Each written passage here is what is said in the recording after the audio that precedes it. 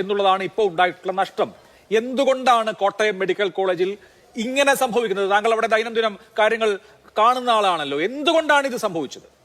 Kottayam medical കോളേജിൽ ഇന്നുണ്ടായ ദാരുണാന്ത്യം, ബിന്ദുവിന്റെ മരണം വളരെ അപലപനീയമാണ്. അതുപോലെ തന്നെ ജീവനും സ്വത്തിനും ഒക്കെ ആരോഗ്യത്തിനും വില കൽപ്പിക്കേണ്ടത് നമ്മുടെ ഭരണ സംവിധാനങ്ങളും നമ്മുടെ ആരോഗ്യ മേഖലയൊക്കെയാണ്.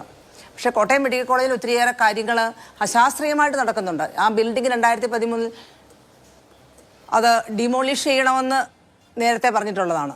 അത് ചെയ്യാനായിട്ട് അതിൻ്റെ അധികൃതരൊന്നും ചെവി കൊടുത്തില്ല പ്രധാനമായിട്ടും. അതുപോലെ തന്നെ ഇന്ന് നമ്മുടെ മെഡിക്കൽ കോളേജിലെ 9-ാം വാർഡിലെയും 11-ാം വാർഡിലെയും 14-ാം വാർഡിലെയും ഒക്കെ രോഗികളുടെ കൂട്ടിരിപ്പുകാർ എപ്പോഴും ഉപയോഗിക്കുന്നതാണ് ആ ശുചിമുറിയൊക്കെ.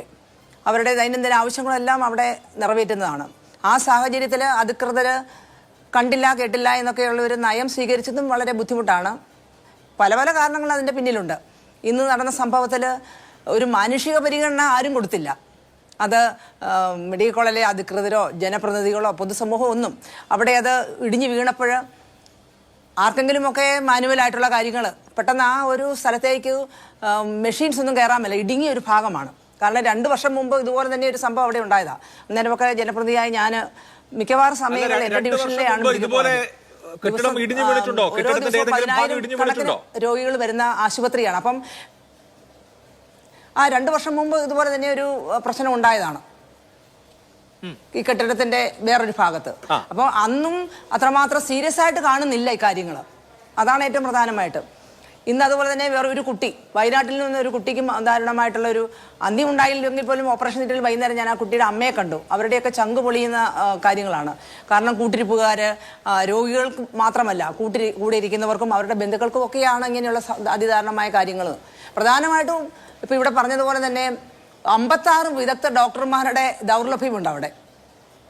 ഡോക്ടർമാരുടെ ദൗർലഭ്യം, അതുപോലെ തന്നെ ഉപകരണങ്ങളുടെ അപര്യാപ്തത, ഇൻഫ്രാസ്ട്രക്ചേഴ്സ് ഒക്കെ ഒത്തിരിയേറെ പിന്നോക്കം പോയിരിക്കുകയാണ്.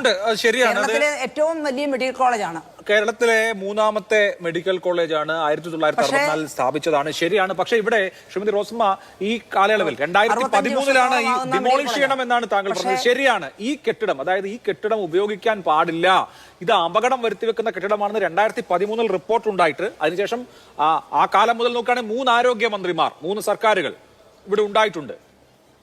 എന്നിട്ടും എന്തുകൊണ്ടാണ് ഉപയോഗശൂന്യമാണ് എന്ന് പറഞ്ഞ കെട്ടിടത്തിൽ ഏറ്റവും ഒടുവിൽ ഈ അപകടം നടക്കുന്ന സമയത്ത് 6 വാർഡുകൾ 360 ബെഡുകൾ, ഈ അപകടത്തിന് ശേഷമാണ് അവരെ വേറെ ബ്ലോക്കിലേക്ക് മാറ്റിയത്. ഈ അപകടം നടക്കുമ്പോൾ അവിടെ 360 ബെഡുകളിലും ഒരു പക്ഷേ നിലത്തും ആളുകൾ ഉണ്ടായിരുന്നു എന്ന് പറയുമ്പോൾ 12 കൊല്ലം മുമ്പ് പൊളിച്ചു നീക്കണം എന്ന് നിർദ്ദേശിച്ച ഒരു കെട്ടിടത്തിലാണ് ഈ ആളുകളെ കിടത്തി ചികിത്സിച്ചുകൊണ്ടിരുന്നത് എന്നുള്ളത് എത്രമാത്രം ഞെട്ടിക്കുന്ന കാര്യമാണ് കേരളത്തിലെ സമൂഹത്തെ സംബന്ധിച്ച് എന്നുള്ളതാണ്.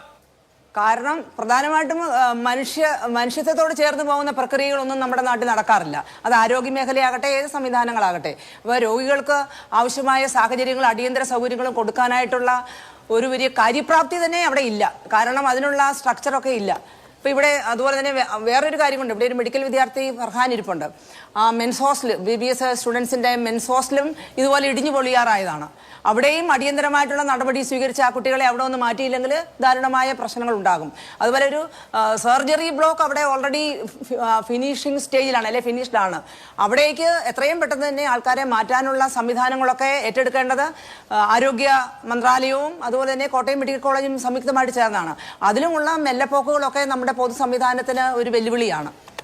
ഇന്നത്തെ ഈ ദാരുണമായ അന്ത്യം ഒരമ്മയ്ക്കും അത് അല്ലെങ്കിൽ ഒരു സ്ത്രീക്കും ഇനി അത് ഉണ്ടാകാതിരിക്കട്ടെ. കാരണം ജീവനും ആരോഗ്യത്തിനും സുരക്ഷയില്ലെങ്കിൽ പിന്നെ എങ്ങോട്ട് പോകാനാണ്? അതെ അതെ, നമ്മളൊക്കെ വിശ്വസിക്കുന്നത് നമ്മുടെ ഈ അങ്ങനെയുള്ള സാഹചര്യത്തിൽ അടിയന്തരമായ നടപടി ജുഡീഷ്യൽ അന്വേഷണം കൊണ്ടുവരണം. സർക്കാരാണ്, സ്റ്റേറ്റ് ആണ്. ആ പാളിച്ച കൊണ്ട് തന്നെ ജീവൻ നഷ്ടമാവുക എന്ന് പറയുമ്പോൾ എത്രമേൽ ഭീതിതമാണ്. ജുഡീഷ്യൽ അന്വേഷണം കൊണ്ടുവരിക, എത്രയും പെട്ടെന്ന് ജുഡീഷ്യൽ അന്വേഷണം കൊണ്ടുവരിക, അതാണ് ഏറ്റവും കരണീയമായിട്ടുള്ളത്. ഇനി ഇങ്ങനെ ഒരു സംഭവം ഉണ്ടാകരുത്. കാരണം മെഡിക്കൽ കോളേജ് എന്ന് പറഞ്ഞാൽ ആശാകേന്ദ്രമായിട്ട് മാറേണ്ടതാണ്.